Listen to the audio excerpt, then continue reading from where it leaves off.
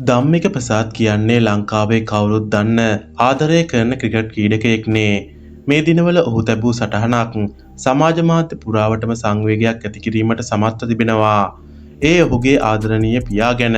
Tamanගේ පියාගේ වියෝවයේ වේදනාව ඔහු වචන කර තිබුණේ මේ විදිහට. ලොකු පුතේ කෑවද? ළමයි දෙන්නා හොඳින් ඉන්නවද? මොනවද කරන්නේ?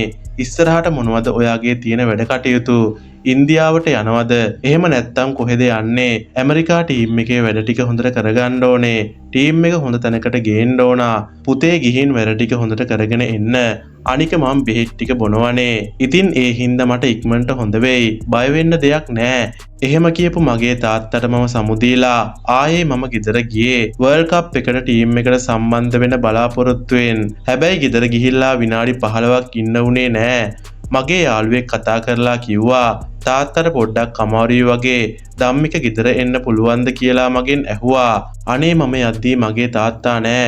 මගේ තාත්තා මේ ලෝකේ අතහැරලා ගිහිල්ලා දැනුණ දේවල් වචනෙට පෙරලා ගන්න බැරුව තාත්තා ගාවට වෙලා බදාගෙන මම අඬපු විදිහ අදටත් රැව්පිරි රැව් දෙනවා සහ ජීවිතයේ අමතක නොවන සිදුවීම බවට මේ වෙනකොට පත් වී හමාරයි. මල්ලි කැනඩා යන්න ඔක්කොම ලෑස්ති වෙලා තියෙද්දිත් එයාගේ බිරිඳ කැනඩාවට ගිහිල්ලා හිටියේ. එතකොට මල්ලි තාත්තා ළඟ නැවතිලා එයාව බලා ගන්නවා. පුතේ අපි මල්ලිට යන්න කියමු නේද? මොකද හේතුව දැන් එයත් මං ගාව ගොඩක් දවස් ඉන්නවනේ. ඒ වගේම තමයි මට හොඳ වෙයි.